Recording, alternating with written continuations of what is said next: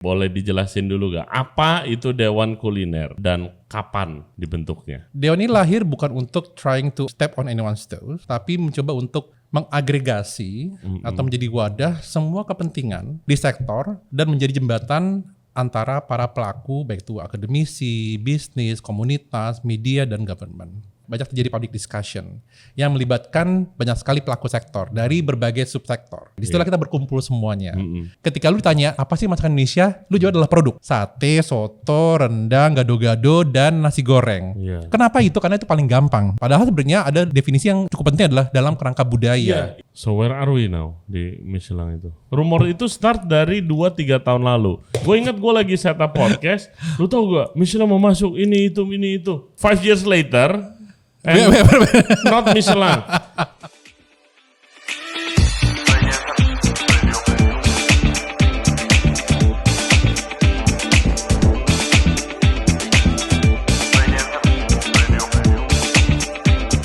Hello everybody, thank you very much for tuning in to the show today. Hari ini kita mau ngebahas tentang Dewan Kuliner Indonesia. Buat kalian yang follow sosial media gue pasti sering lihat gue meeting atau ngumpul bareng teman-teman dari Dewan Kuliner. Jadi beberapa bulan yang lalu gue diajak untuk join anggotanya dan gue merasa sangat happy dan feel honored buat udah diajak gitu. Tapi banyak yang nge-DM dan nanya ke gue apa sih itu Dewan Kuliner Indonesia dan rencana ke depannya apa. Jadi kita ngundang salah satu anggotanya juga yang ngajak gue, Pak Gupta Sitorus, untuk ngebahas apa sih itu Dewan Kuliner Indonesia, fungsinya apa. Kalau secara singkat sih kita mau jadi jembatan yang baik antara program pemerintah tentang kulinernya supaya impact-nya itu terasa juga di industri. Dan juga kita akan ngebahas program-program apa aja yang dimiliki dan mau dijalani oleh pemerintahan kali ini supaya bisa mempopulerkan makanan Indonesia di luar dan juga dalam negeri. Oke, hope you guys enjoy the show. Jangan lupa subscribe di Ray Jensen Radio Podcast di YouTube, Spotify, and all other podcast platform. Juga follow kita di Instagram dan di TikTok di Ray Jensen Radio.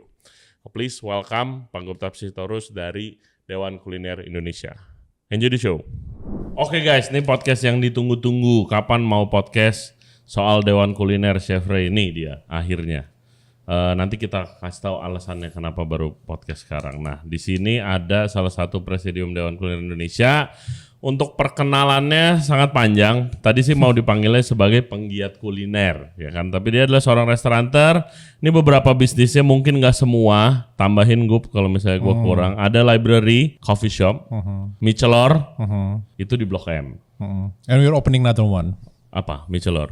Oke. Billy's Block, itu di Senopati. Ada B2B ice cream business juga. A big part of Hadia Group. Terus juga ketua komite tetap kebudayaan di Kadin dan juga ketua komite kuliner Asosiasi Pengusaha Indonesia dan masih banyak lagi.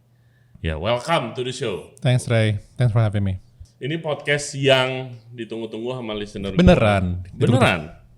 Dari mana lu tahu ditunggu-tunggu? Pada banyak yang nanya. Oh gitu.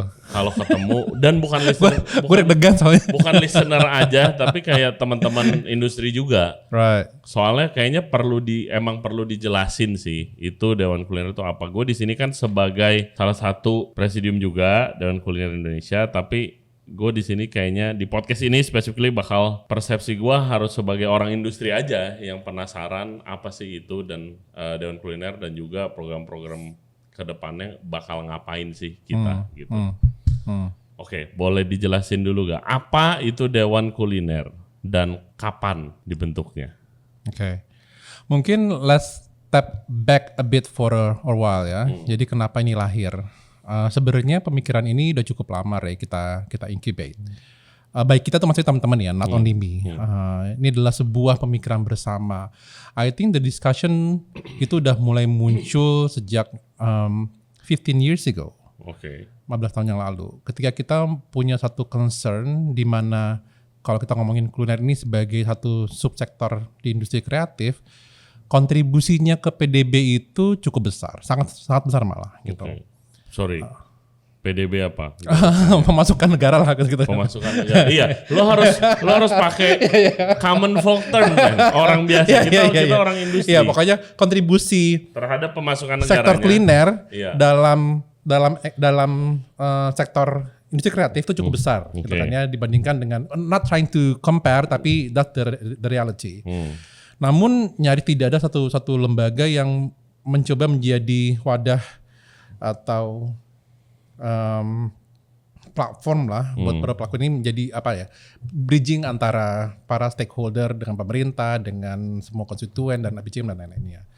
Sementara ada subsektor lain yang sebenarnya secara kontribusi mungkin lesser, tapi dia punya badan yang cukup strategik yang bisa menjadi jembatan antara pelaku sektor dan pemerintah.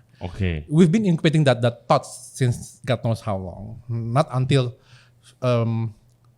last year akhirnya kita berani untuk mendorong lahirnya Dewan ini. Dewan ini lahir bukan untuk trying to step on anyone's toes, enggak, tapi mencoba untuk mengagregasi atau menjadi wadah semua kepentingan, hopefully semua kepentingan di sektor, dan menjadi jembatan antara para pelaku baik itu akademisi, bisnis, komunitas, media dan government. That was the premise, the underlining, the rationale behind lahirnya Dewan Kulineri ini. Kemudian sebenarnya ini adalah perpanjangan atau perpanjangan inilah ketika kita sama-sama mendorong lahirnya Kementerian Kebudayaan. Ya kan, itu lasir gitu kan ya, teman-teman di Pokja merasa bahwa Indonesia punya satu chance mendorong sebuah narasi soft power atau kekuatan soft gitu lah ya kan ya. Nah, which kemudian juga salah satunya. Nah, dalam road to hadirnya kementerian itu gitu kan ya, banyak terjadi public discussion yang melibatkan banyak sekali pelaku sektor dari berbagai subsektor. Film, musik, kuliner dan lain-lain. Desain, bergabunglah semua disitulah kita berkumpul semuanya. Ya kan? Nah, disitulah mulai kembali muncul semangat untuk membangun Dewan ini gitu kan ya. Akhirnya kita bertemu nih Ray. I remember that was like Februari 2025 ya kan. Ada Ray, ada Wiro, ada Lydia, semua berkumpul. Itu ada 1,000 orang kalau nggak salah waktu itu di M Block. Nah, I remember that day. M Block, right? Dan ya kan? Semuanya tuh berapi-api. Berapi-api gitu kan ya, karena kita semangat bahwa ini kita bisa nih punya soft power gitu kan ya kan. Nah, kemudian dari situ semakin tajam kebutuhan dan semangat untuk membangun Dewan ini. Saat ini kita punya beberapa peran. Ini sebenarnya perannya bisa sangat berkembang. Tapi lagi-lagi semangat adalah we don't want to step on anyone's toe. Kita adalah jembatan dari antara pelaku sektor dan pemerintah dan semua ekosistemnya. Pause you there. Kalau di industri kan ada beberapa kayak mau mempopulerkan makanan Indonesia gitu kan, terus ya setiap gue podcast tentang makanan Indonesia itu ada ratusan komen di YouTube, di Instagram, TikTok, whatever, kayak kita kalah sama Thailand, jangan ngomongin Jepang deh gitu, sama Indian food aja kalah, udah populer di negara-negara lain gitu kan. Terus di Indonesia, di Jakarta, di kota-kota besar sering ada beberapa figur atau beberapa perkumpulan yang emang goalnya itulah. Ya kan udah ada juga gitu. Apa bedanya dengan perkumpulan-perkumpulan ini? Karena kan ada misalnya yang gua tahu tuh ada Indonesia Gastronomic Association misalnya gitu. Ada Aku Cinta Makanan Indonesia gitu. Ada gue pernah diundang juga Indonesia Gastronomic Council, whatever gitu. Semuanya ada. Mereka bergerak dengan masing-masing untuk mempopulerkan makanan Indonesia di dalam maupun di luar negeri. Nah, apa bedanya dengan itu? Gini, mungkin questionnya bukan membedakan, tapi how can we work with them? Gitu. Karena kalau kalau membedakan artinya kita kan jadinya enggak. How can we work with this pelaku, pegiat, whatever that is. Nah, dalam konteks promosi misalnya Ray, sebenarnya upaya-upaya untuk mempromosikan our cuisine itu sudah dilakukan sejak lama. Lama banget ya. Lama banget. Banyak banget. Even I still remember ketika gua kecil itu ada satu restoran di New York. Namanya, correct me if I'm wrong, either Ramayana atau Nusantara at that time. Funded by Pertamina kalau nggak salah. Oke. PR-nya itu Om Bob Tutupoli. Oke. Ya itu during zamannya Menpar Postel Pak Yop Ave. Jadi sebenarnya upaya untuk mempopulerkan Indonesian cuisine itu sudah lama sekali. Tapi the big question, where are we now? Gitu. Apakah upaya-upaya puluhan tahun ini sudah maksimal? Or kita harus mundur sedikit dan kembali mengassess, mengevaluasi ada loopholes apa, ada kekurangan apa yang mungkin kita miss sehingga apa yang kita lakukan puluhan tahun ini tidak bisa maksimal. Hey guys, kalau kalian enjoy the podcast so far, thank you very much. Dan jangan lupa subscribe di Ray Jensen Radio Podcast. Back to the show. Nah, lu kan lumayan sering kerja kolaborasi bareng pemerintahan.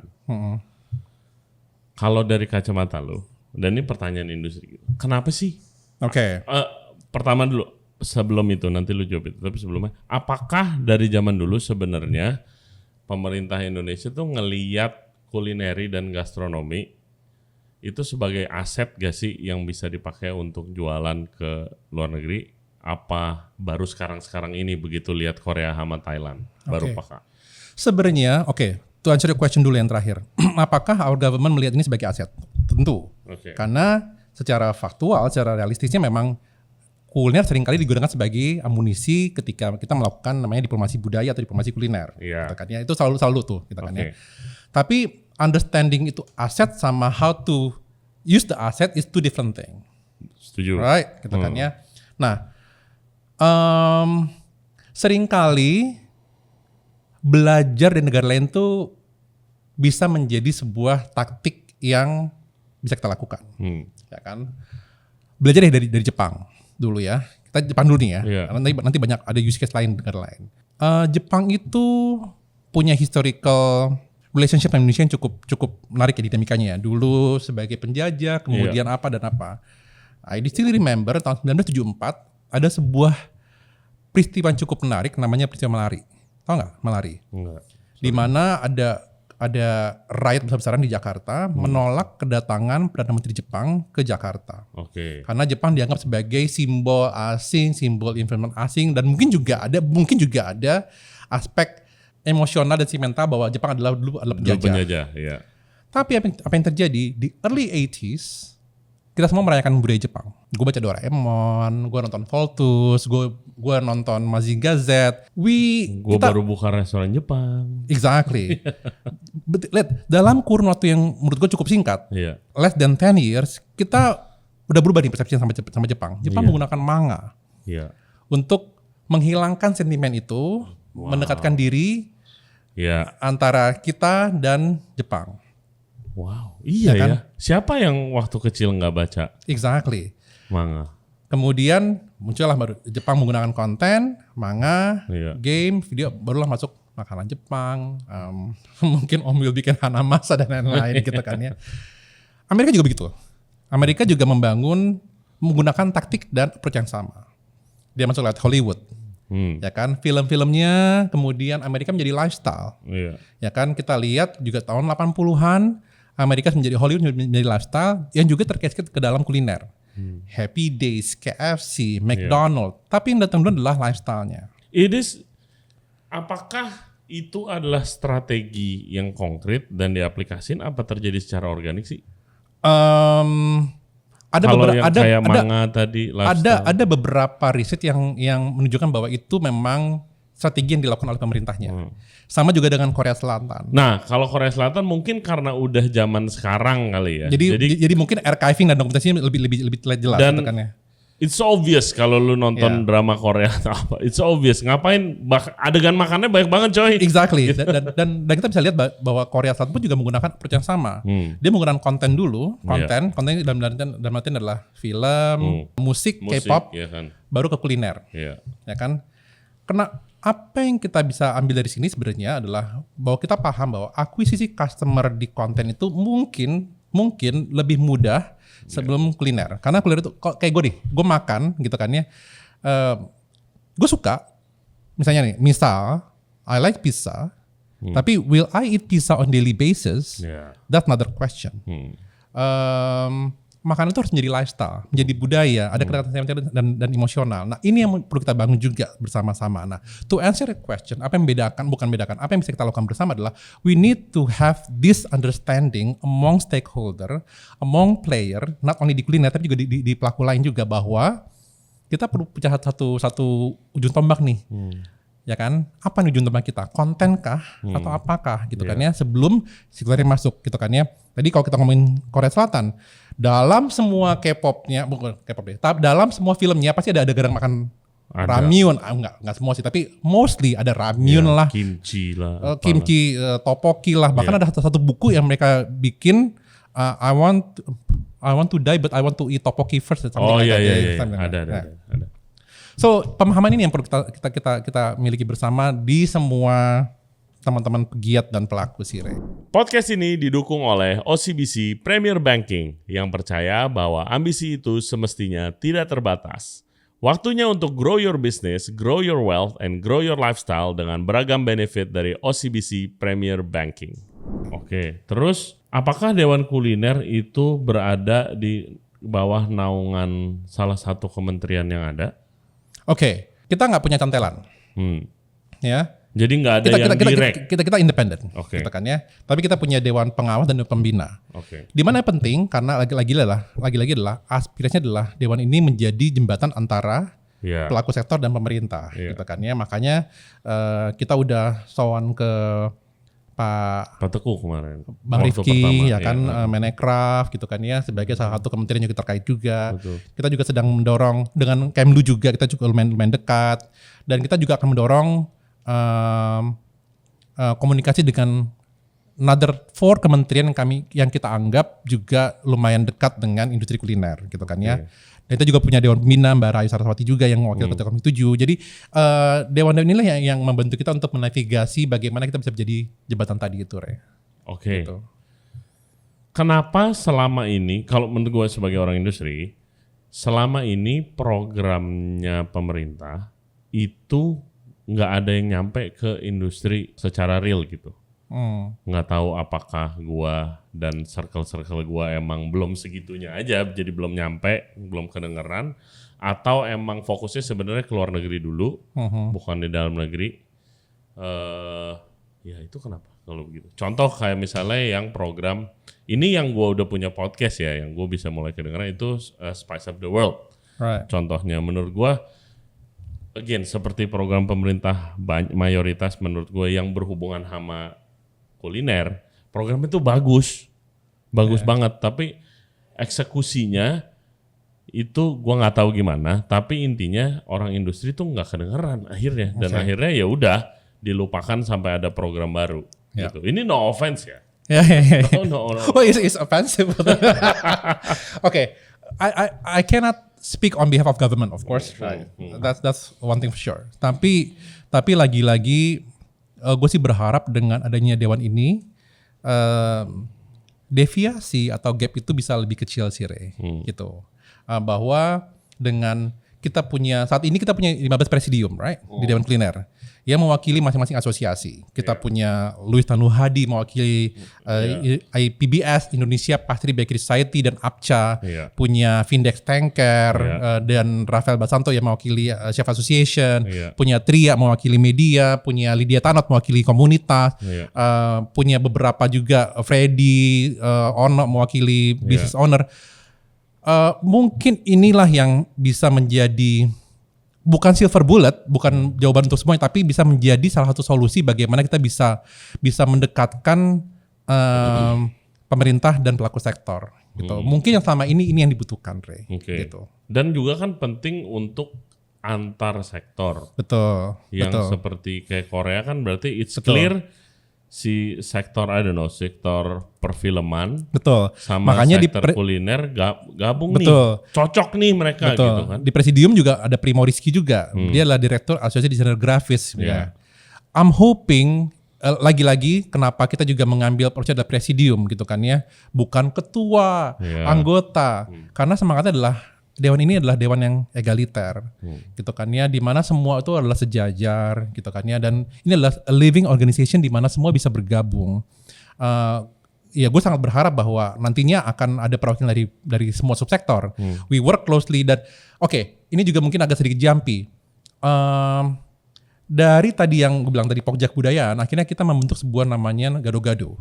Sebuah movement, ya kan? Kemarin dia fashion. Ya, di mana ada kurang lebih ada 10 festival terbesar di Indonesia. Ada Jakarta Fashion Week, Bright Spot, Idea Fest, kemudian Jakarta Desert Week, ada Dewan Kulir juga. Nah, I hope this platform Gado-Gado juga bisa menjadi satu wadah buat kita saling berkomunikasi. Tadi tuh yang aspirasi kita, masukin dong rendang gue dalam semua film lu gitu kan ya. Masukin dong sate gue dong dalam desain-desain lu. Nah, this kind of communication yang mau kita bangun juga. Tapi lagi-lagi PR-nya adalah narasi apa sih yang mau kita dorong di kuliner. Itu yang jadi homework kita, gitu. Sama ini kita punya definisi yang dalam kerangka produk. Maksudnya ketika lu ditanya apa sih masakan Indonesia? Lu jawab adalah produk. Sate, soto, rendang, gado-gado, dan nasi goreng. Kenapa itu? Karena itu paling gampang. Paling gampang menjawab gitu. Padahal sebenarnya ada definisi yang cukup penting adalah dalam kerangka budaya.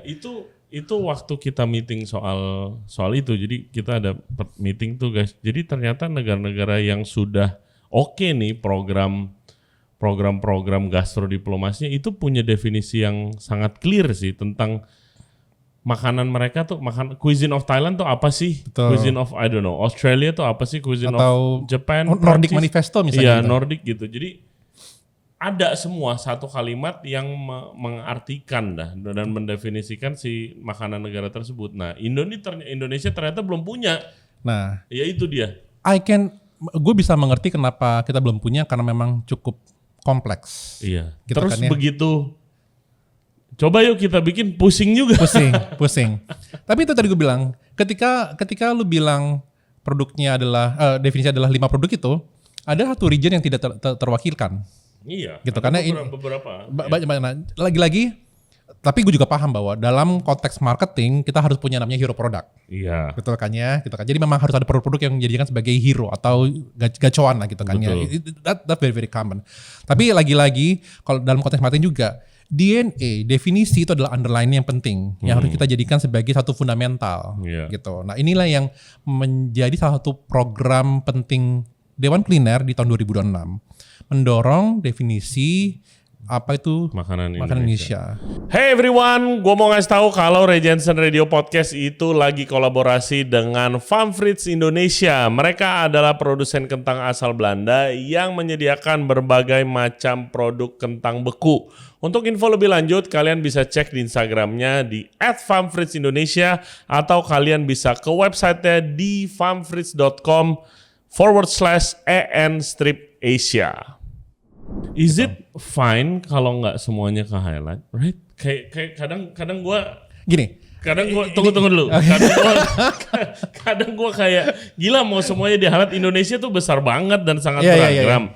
Kita mau meeting, kita mau menentukannya sampai kapan jadinya gitu. Gue di Prancis nggak semua orang makan French fries sama beef bourguignon, enggak. Paham. Kan? Ya gue ke Jepang, nggak semuanya di Jepang yang di daerah yang landlocked, yang nggak ada lautnya, ya mereka jarang makan sushi ikan air laut, makannya sushi ikan air tawar gitu kan. Nggak ada tuh di promosinya yang fermented fish sushi gitu. It's okay, iya gak sih? Yang penting jalan dulu programnya. Nanti kalau udah the goal is orang Indonesia, I don't know, naikin tourism visit, ya dia daerah itu akan ke highlight sendiri. Lu bicara dalam konteks produk. Oh lagi-lagi. Ya kan? Iya.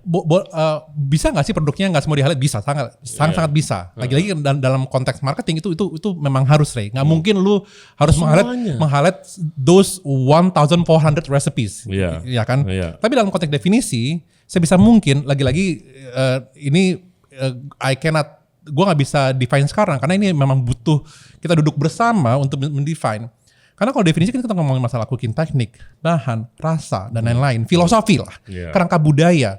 Nah, tentu perlu ada satu definisi di situ yang di luar dari kerangka produk gitu kan ya. Nah, ini yang coba kita dorong Ray. Nanti di case-nya adalah nanti kita highlight dulu ya. Keluarnya ini ya. That's not the story. Tapi kita perlu satu premis definisi ini gitu. Dulu, ya, kan? gitu sih. Nah, lagi-lagi gue gak bisa jawab apa itu gitu kan ya, karena gue butuh akademisi yang duduk sama gue gitu kan ya. Gue butuh sejarawan, antropolog. Makanya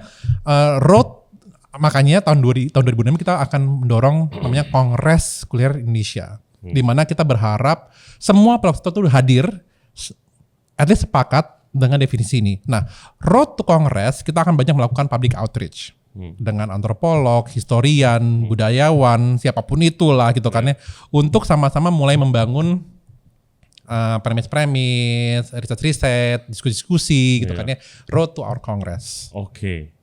Culinary Congress.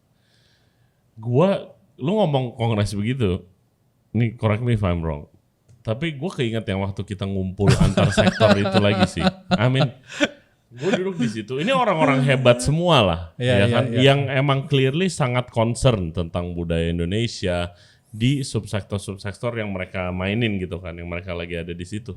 Tapi kayak begitu, sesi pertanyaan, gue inget banget tuh. My God, yang angkat tangan ratusan orang, terus abis itu semuanya tuh mengeluarkan gundah-gulananya yang udah bertahun-tahun. Gue kesannya malah jadi orasi gitu. Gue kayak ini nanyanya kapan ya gitu, tapi karena sangat concern kan gitu, dan kayak dulu kami sudah pernah melakukan ini, tapi supportnya kurang apa, dan itu banyak sekali terjadi, bukan di kuliner doang gitu kan. Kayak gue dengar kata kuliner kongres, anjir ntar gitu lagi. Iya.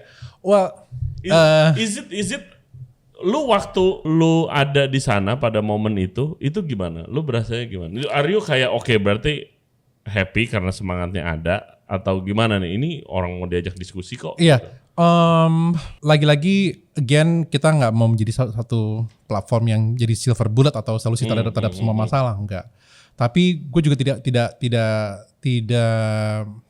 menafikan atau mungkin aja the same thing is going to happen. Tapi lagi-lagi yang kita butuhkan adalah sebuah political will bersama gitu, bahwa hopefully that was like 10 years ago, right? And from 10 years ago we are hardly moving anywhere. Mungkin kita we are moving, but we are moving in a very slow pace. I hope dengan 10 tahun ini atau 12 tahun ini masing-masing sudah bisa mulai paham, ngerti, sadar bahwa dibutuhkan sebuah political will bersama. Seperti kita sama-sama tuh tahun lalu political will bersama bahwa dibutuhkan sebuah kementerian kebudayaan gitu kan ya, gitu kan ya. And ya gue berharap road to Congress itu bisa menjadi sebuah diskusi untuk mengurangi tadi tuh bukan mengurangi, ada menjawab concern sehingga pas Kongres itu kita sudah, I wouldn't say semua sepakat, tapi at least semangat sepakat itu sudah hadir gitu. Mungkin naif, mungkin enggak, tapi that's something that we can do. Where do you start? Kayak kalau mau mulai apa ya? I think to answer, menurut gue yang penting adalah gue capek dengan kata membangun awareness ya, karena semua orang udah aware gitu kan ya gitu. Tapi at least dengan kita mendorong pemahaman bahwa definisi ini critical, itu jadi yang mulainya dari definisi dulu. Betul. Karena without definition kita nggak bisa dorong standarisasi, Everything start with the definition. Kita ngomong berulang kali ngomong standarisasi, tapi nggak ada definisi, itu nyaris tidak mungkin ya. Apa yang mau lu standarisasi kalau nggak punya definisi? Kalau nggak punya definisi, how can you come up with marketing plan? Apa yang lu mau dorong, narasi apa yang lu mau dorong keluar? Betul. Gitu. Nah, itulah mungkin kita bisa mencoba untuk sama-sama menavigasi, Oke. Ini yang gua rasain ya. Kayak in one of our meeting gitu, waktu itu gue in your office, kayak ada satu, I forgot who he is, tapi dia akademisi kuliner, pengalaman lah, duduk di ujung gitu kan. Terus kita meeting. Siapa ya? panjang lebar. Gue cek foto dulu. Panjang lebar meeting, terus habis itu I remember Primo catat semua problem yang ada, yang kita kepikiran dan udah jadi concern di industri semua, terus habis itu dari problemnya kira-kira solusinya apa, aplikasinya apa. Meeting for hours. Terus habis itu udah kelar meeting, kita semangat terus si Bapak akademisi ini bilang kayak, saya beberapa tahun lalu udah pernah meeting ini loh catatannya. Wah kayak, oh shit. Terus tapi kalau mau mulai pun oke, saking banyaknya ini, where do we start gitu kan? Apa dulu nih? Gitu. Tapi it's good that you answer the definition. Gitu. Ya, tadi yang gue bilang sih Ray, sebenarnya teman-teman tuh udah banyak melakukan hal. Enggak, ya kan? Semua mau ASMI, semua melakukan archiving apa, semua udah. Tadi gue bilang, Dewan ini tuh bukan pahlawan kesiangan, tidak mencoba untuk menjadi pahlawan kesiangan, gitu kan ya. Tapi yang mau kita coba adalah how can we aggregate all this effort menjadi sesuatu yang lebih konkret, gitu. I wouldn't say teman-teman itu tidak yang lain itu tidak bisa menafikasikan, tapi mungkin saja ada peran-peran yang miss, gitu kan ya. Yang kita bisa bantu. Chefnya nggak dilibatkan misalnya gitu, ya kan. Chefnya bukan akademisi katanya gitu kan. Chefnya bukan intelektual, ada yang bilang chef bukan intelektual gitu kan ya. Ya kan, nah kan perlu ada itu kan Ray. Oh medianya begini. Nah gue berharap dengan adanya 15 ini yang nanti bertambah dengan apa itu semua terjadi Ray gitu kan ya gitu sih. Lagi-lagi. Have you met? Gue kebetulan belum.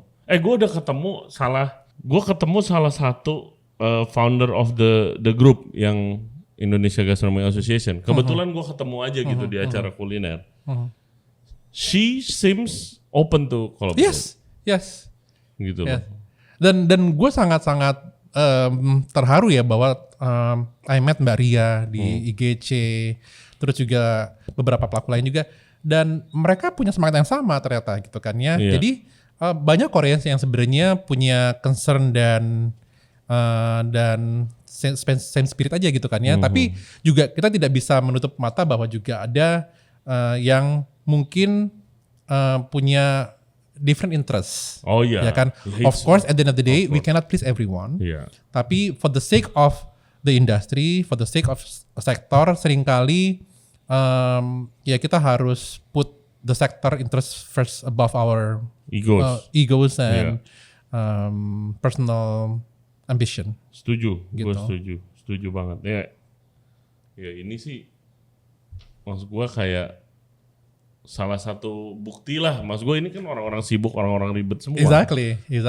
Gitu. Dan gue terharu ngelihat Freddy gitu kan ya, chef owner di Biko, Wiro, Ray gitu kan ya, yang Rafael deh gitu kan ya, Chef Luis gitu kan ya, yang kurang ribet apa gitu hidupnya. Yang kurang ribet apa, they are willing to contribute their time, their money, gitu kan ya. Kita nggak nyari proyek di sini gitu kan ya. We hardly get project. Lagi-lagi kita bukan proyekan gitu kan ya. Ya mungkin tadi tuh karena kita sudah mengalami puluhan tahun of not going anywhere secara maksimal, sehingga akhirnya kita muncullah sebuah political will atau semangat bersama untuk mendorong ini bersama-sama sih. Oke. Kayak gue mau cerita pengalaman gue di Thailand. Gue udah share juga di grup kayaknya. Terus gue ke Thailand tuh cuma 2 hari semalam. Gue ke Thailand. Tapi dengan 2 hari 1 malam itu aja gue berasa banget ini diplomasi kulinernya ini memang udah level di mana, I mean kalau dibandingin sama Indonesia itu it's on not next level, crazy level gitu loh. Di mana gue inget gue share ke grup, baru gue duduk di pesawat belum pasang seatbelt aja udah ada video tentang makanan. Kayak ada this famous lady actor gitu of Thailand kayak ngomong kayak sebelum kalian sampai Thailand nih, kuliner Thailand, dia jelasin apa itu somtam, dia jelasin apa itu tom yum. Oh selain yang udah familiar ada lagi loh yang ini yang belum familiar, sambil dijelasin. Itu menurut gue udah kayak my god sampai ke sini gitu programnya. Terus juga dengan Chef Archie waktu itu cerita kayak dia diundang sama Thailand ke kota-kota kecil yang akan dipush menjadi di Thailand tuh ada government of tourism-nya bikin competition antar kota untuk menjadikan kalau menang kompetisinya akan didaftarin jadi UNESCO heritage culinary heritage city gitu. Terus habis itu gue ke sana. Waktu gue sampai sana, semua restoran itu lagi ada program Giant River Prawn Crispy Omelette. Semuanya, gue di street food gue lihat programnya, gue makan di restoran keluarga sama anak bini gue ada menu spesial itu. Malamnya gue makan fine dining di restoran temen gue itu ada juga programnya. Kayak kenapa bisa sesmooth itu menurut lu? Kenapa bisa sesmooth itu? Wow. Yeah. Masa di dunia perpolitikan sana semuanya adem ayem sih? Ya mungkin itulah jurinya Thailand kali ya, karena kingdom gitu kan ya, mungkin top downnya cukup symmetrical gitu kan ya, which itu luxury yang tidak dimiliki Ray. Kita kan to me is luxury. Buat kita kan it's reality gitu kan. Buat kita kan kita punya sektor playernya baik banget Ray, gitu. Belum lagi kita ngomongin kementerian terkait banyak sekali gitu kan ya. Jadi memang buat gue itu blessing, but at the same time juga mungkin juga homework yang perlu kita sikapi bersama. Lagi-lagi ya udah itulah perannya DKI gitu kan ya. Dan dalam konteks tourism Ray ya gitu. Memang kalau orang Indonesia sekarang datang tuh karena apa sih gitu kan ya. Memang either dianggap sebagai affordable holiday Indonesia is very affordable gitu kan, itu affordable banget. Tapi ya karena budayanya, which partnya itu adalah kuliner gitu kan ya. Tapi itu sudah kena ke lu yang memang udah ke Indonesia gitu kan ya, Tapi dalam konteks tadi lu ngomongin Spice of the World, ketika kita mau buka restoran di luar, apakah serta merta restoran itu bisa sustain?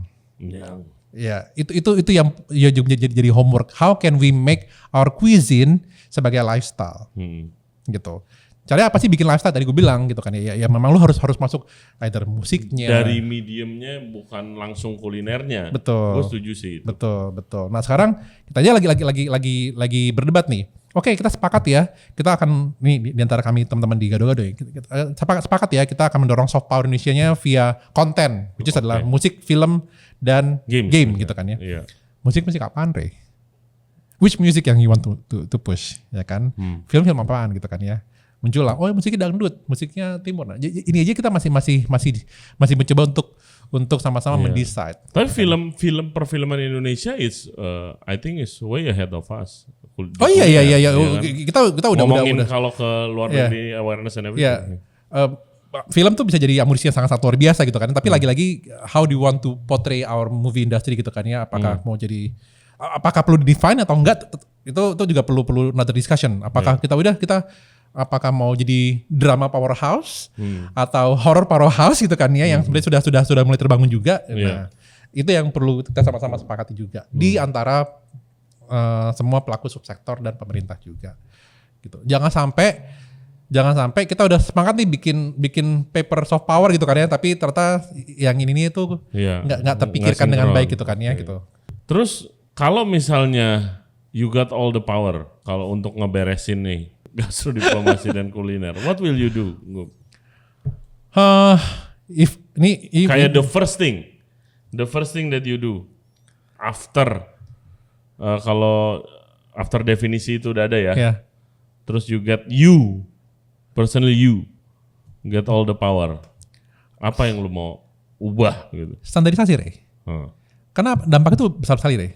Once you can standardize our cuisine, itu dampaknya akan our identity. Standardize in what way? Nah, itu is it kayak di China, di mana ada di salah satu dokumen budayanya, culture-nya gue baca Yangzhou fried rice.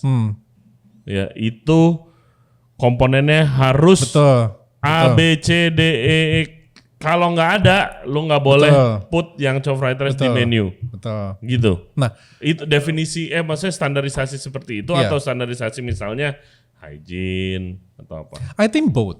Oke. I think both. Karena itu dulunya akan punya peran dalam bangun our culinary industry. Gitu kan ya. Lu juga mau ngundang turis pun juga kalau lu nggak ada standarisasi hygiene dan sebagainya itu juga orang juga Sulit. akan resign kan. Nah, tapi yang gua maksud dan standarisasi adalah how dengan semua keberagaman masuk di sini, how can we standardize them? Karena ini agak tricky, Ray. Ketika standarisasi itu terlalu baku, itu akan membuat keragaman budaya itu menjadi nggak fleksibel. Gitu. I agree with you, jangan sampai gramasi misalnya. Tapi lu punya bahan bakunya begini, kemudian cooking time-nya adalah begini, then it can be core rendang. Iya, dan menurut gua kalau nggak sama, it's okay. Kayak misalnya rendang nih. Iya, tapi di daerah gua nggak pakai spices ini. It's fine. Dulu nasi goreng rumah lu sama rumah Gupta juga beda resep nasi gorengnya. Tapi yang mau dijual ini gitu. Ya, lagi-lagi ini ada diskusi yang perlu kita raise bersama ya, gitu karena sejauh mana standar di sini bisa diterapkan tanpa nanti membuat budaya itu menjadi kaku, gitu. Karena itu akan jadi backfire juga, gitu. Oke. Menurut gue it's fine sih. Ya, Kalau soal standar ya, it's fine. Ini kan sebenarnya yang make ini akan dipakai untuk Nggak sampai gramasi juga kan, Ray, gitu kan. nggak. Ya. Dan mayoritas adalah, ini pengalaman gue ya, mayoritas adalah orang ini makanan ini dibuat untuk orang yang akan berbisnis atau ngejualan di luar negeri. Di negaranya sendiri, I'm sure Tom Yum di Thailand ada ratusan versi. Ya. Kayak gitu menurut gue sih. Ya, lagi-lagi jangan sampai standarisasi ini membuat kerangka atau membuat kerangka yang buat budaya gitu kan. Jangan sampai kita jadi feodal gitu kan ya. Misalnya nih ada pakar kuliner gitu kan ya, tiba-tiba ke Toraja gitu kan ya. Kemudian makanannya nggak standar nih gitu kan ya. Dia bikin ayam papio misalnya gitu kan ya. Ayamnya dicacah-cacah gitu kan ya. Iya. You know? Iya, tahu.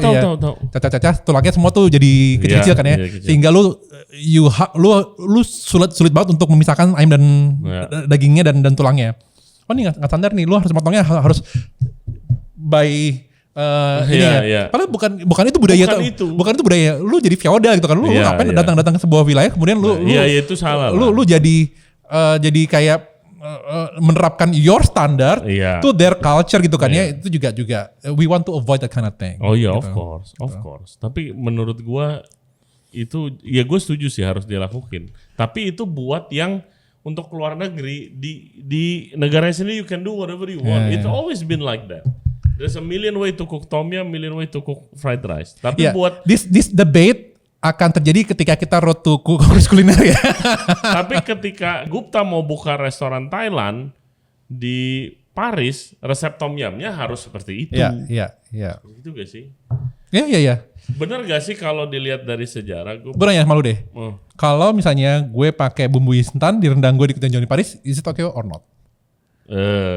Instan ya? Aduh, gua kurang setuju kalau bumbu. Tapi dalam konteks skalabilitas, dalam konteks itu ya mungkin itu adalah realitas yang perlu kita terima juga. Jangan Ray gitu. Mungkin, tapi enggak, maksud gua bumbunya jangan bumbu instan tapi bumbu beku yang udah dibawa dari Indonesia. You know, if kayak negara-negara bisa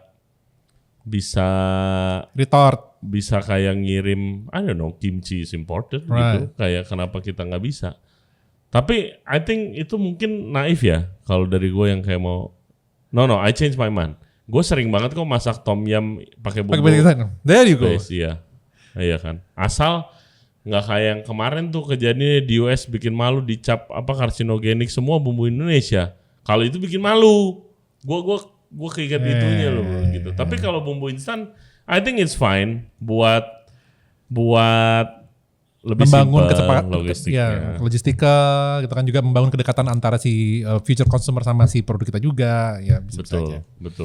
Ya, I change my mind. It's fine I think kalau for the bigger goal lah gitu. Tapi kan kalau ada restoran Indonesia yang konsepnya mungkin lebih refine, lebih upscale, Yeah, you have to. Ini lagi-lagi dalam konteks luar negeri, jangan-jangan kita terlalu overthinking. Jangan-jangan taktik yang paling gampang adalah membuka warung mie instan, ribuan mie instan. Ya gua nggak tahu ya. Mungkin. Jangan-jangan masakan nasional mie instan.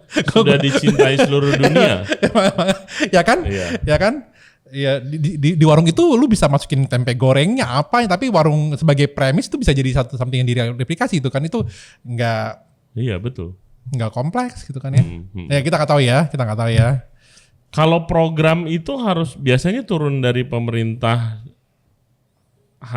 bagian apa yang kayak Spice Up the World ini? Kalau kemarin sebenarnya itu kan dikondisikan oleh Kemen Marves ya. Oke. Ya kan? Dan itu dikondisikan ke kementerian terkait. Tapi kalau kita bicara program, sebenarnya pemerintah juga sangat terbuka kok untuk menggunakan program dari kita juga, gitu kan. Jika memang ada satu program-program memang seharusnya bisa kita dorong, kita bisa dorong juga, Ray. Gitu. Dan itu sudah terjadi diskusi itu, gitu kan ya, di mana kita mendorong beberapa program-program yang sebaiknya disupport oleh pemerintah, gitu kan ya, sifatnya micro, misalnya kita mendorong credential pelaku sektor kita dalam kompetisi internasional misalnya, gitu kan ya. Nah itu juga sudah kita dorong juga. Gitu, dan juga jangan lupa bahwa we also at the end of the day, international recognition juga menjadi hal yang jadi homework juga, gitu kan ya. How can we get international recognition to our cuisine, gitu. Kayak kemarin I went to Melbourne for almost a month, gitu kan ya. Terus ngelihat kok restoran Filipina, restoran Malaysia, restoran Thailand udah dapat hats. Oh, dapat hats. Dapat hats. Hats ini kayak Michelin star. Kayak Michelin yang sana, Australia. Tapi kita nggak dapat, gitu kan ya. What kind of support that we can do? Karena sebenarnya kalau pas gue sama Primo cek di sana, sebenarnya ada kok beberapa restoran yang sebenarnya lumayan worth gitu loh, gitu kan ya, yang narasi bagus, servisnya bagus. Tapi kenapa, gitu kan ya? Apakah ada support yang belum kita lakukan sehingga mereka bisa mendapatkan hats? Not that bukan maksudnya bilang bahwa hats itu bisa influence, enggak. Bukan. Cuman mungkin dari sisi promotionnya atau apanya yang bisa kita. Nah, positioningnya. Sama juga dengan Michelin, gitu kan. Michelin of course like and dislike-nya cukup tinggi, gitu kan ya. Tapi in reality saat ini Michelin memang terbukti membawa traction dan traffic to certain premise. Betul. Dan gaungnya jadi kedengaran. Betul. Everywhere in the world. Yeah. Ada yang bilang, kita belum siap. Ada yang bilang kita siap. Tapi lagi-lagi apa indikatornya, gitu kan ya? Apa yang menunjukkan bahwa kita nggak siap dengan Michelin? Kalau nggak siap, memang ada upaya sistematis yang kita lakukan untuk menyiapkan diri kita, gitu kan ya? Sementara negara lain banyak sekali menggunakan this kind of award, not only Michelin, untuk jadi jump start, gitu. Jump start itu maksudnya kunci, gitu kan ya. Ketika ada, pampainya cuma jatuh, cuma ada 2 yang dapat Michelin atau 1, gitu kan. Ya nggak apa-apa juga. Tapi itu akan menjadi benchmark buat other restaurant untuk to keep up themselves, gitu kan ya. Ini menarik nih Michelin. Emang gue mau bahas Michelin sih nextnya sih. You still have time? Iya. Oke. Gue punya 3 jam kok sini, Re. Oh siap. Jadi Michelin, apakah itu salah satu tugas Dewan Kuliner atau mandat atau salah satu goalnya untuk membawa Michelin ke ini? Gaya banget lu membawa gitu. Bukan membawa apa ya? Enggak, gini. Ya apapun lah supaya nyampe. Membawa sih mungkin enggak. Yeah. Tapi kita membantu. Udah pasti bukan membawa. Kita nggak punya duit segitu. Sorry guys. Mungkin bukan membawa, tapi kita membantu memberikan satu pemahaman atau understanding rasional, understanding lah. Ya kan, kenapa Michelin ini itu worth to diadain lah gitu kan ya. Tadi gue bilang gitu kan ya. Kalau kita ngomongin dalam konteks, gue ngomong Michelin dulu ya, bukan yang gourmand ya, gitu ya, bukan BIP ya. Bukan BIP gourmand, Michelin. Restoran Michelin stars, yes. Restoran itu kita punya populasi yang cukup besar. Kita ngomong Jakarta dulu ya. Jakarta kita punya berapa? How many people? 20 million. 20. Tapi yang menjadi consumer di restoran itu sebenarnya itu hanya on top of the pyramid. Betul. Ya kan, kita ngomongin misalnya fine dining kayak August, Suma dan lain-lain gitu kan ya. Itu kan hanya sekian persen I don't know, 0.1% perhaps, atau 1%, itu juga udah bagus, 1% dari itu udah bagus gitu kan ya. Apa yang terjadi, kita punya consumer base itu kecil sekali. So we need to expand our consumer base.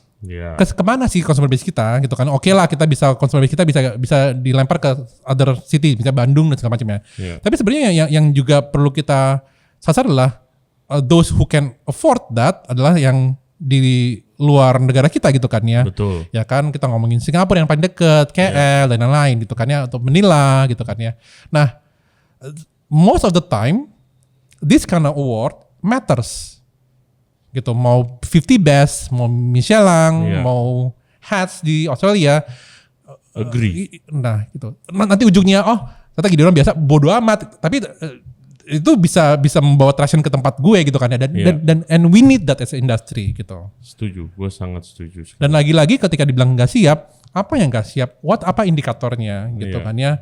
Dan gue bilang ini bisa menjadi benchmark buat other restoran juga untuk dia dapat rekognisi itu, berarti apa sih yang dilakukan, apa yang dia lakukan dan apa yang gue tidak lakukan gitu kan ya. So gue bisa mirroring dan akhirnya semua jadi bergerak gitu kan ya. Gitu. So where are we now di Michelin itu? Cuy, gua di industri. We've been hearing that sekarang tuh sampai gara-gara rumor ini. I don't know where the rumor start ya. Rumor itu start dari 2-3 tahun lalu. Gua nggak tahu siapa pencetus rumornya gitu loh. Gue inget gue lagi setup podcast. Lu tau gak, Michelin mau masuk ini itu. Ada yang bilang di Jakarta, ada yang di Bali, ada yang bilang udah dijudge. Ini we're 5 years later. Not Michelin. Sekarang gue kasih tahu aja udah ada karena rumornya intens di industri. Udah ada orang yang bikin restoran fine dining karena siap-siap mau Michelin. Paham. Kesini. Paham. Gitu gue kayak chef. Ya kita bikin konsep gini. Ownernya sama chefnya yang mungkin didatengin dari luar negeri yang mana yang ngomong sama gue dengan excited dan penuh harapan gitu loh. Gue kayak ya lu tunggu dulu ya. Gitu loh kayak. Well, see it this way.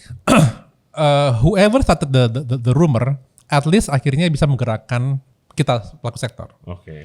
Kita jadi punya semangat, Ray. Iya. Ya, karena kita nih di restorator gitu kan ya, not only revenue, sometimes bahkan ada most of the time recognition matters. Of course. Ya kan? Tapi ada juga yang enggak gue pure cuan aja gitu kan ya, gitu kan ya. Ada juga. Ya kan? Which nothing wrong. Nothing wrong with that. Tapi akhirnya dengan rumor ini kita bisa lihat bahwa teman-teman restorator sudah mulai melihat bahwa ada certain degree of service level yang bisa gue explore gitu kan ya.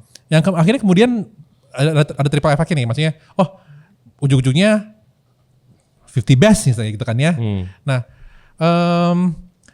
if you ask me where are we now in terms of Michelin, to me yang gue tahu adalah that karena discussion memang sudah ada sampai di pemerintah. Oke. Gitu. Tapi gue nggak tahu detailnya seperti apa.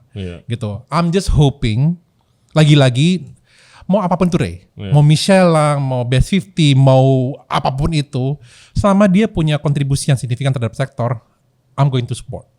Setuju sekali. Gitu. Ya kan? Who do I need to talk to? Gue kayak anjir lu gue pengen jelasin efeknya. Iya. Gitu ripples-nya untuk this award system masuk ke industri itu gimana dan masih banyak lagi tapi Michelin lah yang paling terkenal. Iya, oke. Biarpun cuma 0,00 berapa persen restoran fine dining atau restoran mahal gitu kan. Tapi kalau udah dapet dia akan terkenal di luar negeri juga, di seluruh belahan dunia foodie bakal tahu yang ngikutin newsnya di zaman sosmed ini. August aja masuk 50 best, they are full. Exactly. Langsung with no effort gitu. Yang makan marketnya ke switch 50-50 sekarang dari 70-30, 30-nya international guest, 70-nya lokal sekarang udah 50-50. Luar biasa. Ya kan? Habis itu, ini August jadi restoran yang sangat keren banget. Restoran yang punya Michelin star akan di-view keren banget sama orang-orang industri. Termasuk orang-orang yang mau masuk kerja di industri. Dia akan kerja di sana. Kerja di restoran yang bagus, jadi chef yang bagus. Dia akan keluar buka restoran lain. Betul. Kerja di restoran lain, menaikkan standar industri. Pekerja. Betul. Terus habis itu restoran yang bagus dan keren dapat Michelin Star Award pasti pakai bahan yang bagus. Betul. Dan ekspektasi bahan yang bagus dari supplier-supplier yang ngirim. Kalau supplier mau ngirim ke sana, dia harus step up their game soal hygiene apa, dan akhirnya semuanya ngikutin. Dan Jumpstart, right? iya, dan F&B kan top down selalu kan, nggak ada, jarang banget ngetren yang ada di bawah terus naik ke Ke atas, atas. betul. Selalu dari atas turun ke bawah. Dari yakitori jadi sate taichan, dari seremonial matcha jadi ayam pop matcha gitu kan. Dari boba Taiwanese boba jadi boba sushi gitu kan. Ya itu kan top down semuanya, nanti akan menaikkan seluruh industri kuliner eventually. Dan orang-orang yang makan fine dining ini, dia nggak tiap hari makan fine dining.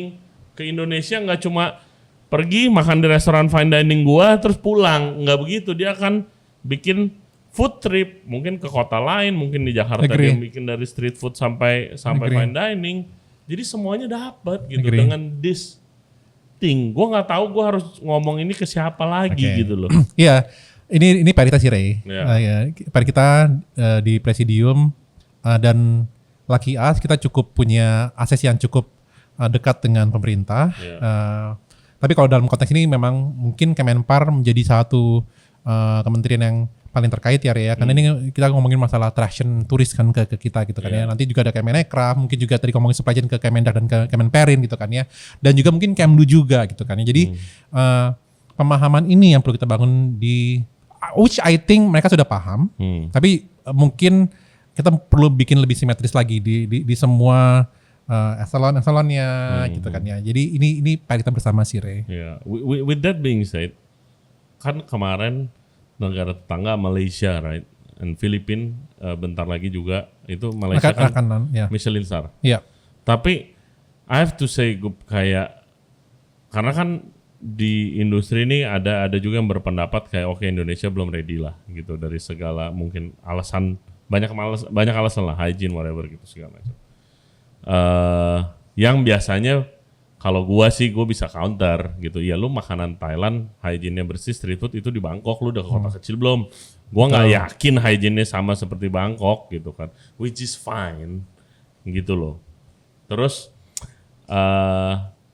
kemarin di Seba, gue baru buka Izakaya ya guys, visit di Blok M. Tapi anyway, gue kenalan sama chef Malaysia. Oke. Terus habis itu gue bilang sama dia baru dapat kerjaan lah di sini di Jakarta gitu, very excited kerja, dan dia literally young talented chef gitu kan, ready to showcase his skill di Indo nih. Gue nanya, negara lu kan itu Michelin baru masuk, lagi excitingnya dong orang-orang bis industri lu, kenapa lu malah cabut Keluar. ke Jakarta? Terus dia kayak no, dia bilang kayak gitu. Hah, what happened? Ya, I don't think it's managed well. Dia bilang gitu, it's managed well. Jadi key-nya yang gue dapat, oke, berarti emang harus ada, nggak bisa sembarangan Michelin doang, harus ada The afternya bagaimana, betul. gitu lah. So yang kejadian di Malaysia waktu itu gue sempat lihat berita, mungkin karena I don't know, Michelin kan hampir seluruh dunia sekarang, ya kan, hampir seluruh benua ada. I don't know how the team work gitu loh untuk cover satu dunia, tapi kayak ada satu restoran, ini kalau nggak salah ya, yang udah tutup, tapi dapat Michelin, itu malu ya kan, itu malu banget sih. Dan yang kedua, jadi kan Ini di Malaysia. Di Malaysia. Oke. Terus habis itu ada kan Michelin kan harus dibawa ya, itu udah ratusan kali dijelasin di podcast gitu kan, harus dibawa, harus ada yang let's say purchase license-nya gitu kan. Nah, company yang purchase license-nya konon katanya punya restoran juga di Malaysia. Terus nggak ada yang dapat. They are pissed. Oh, oke.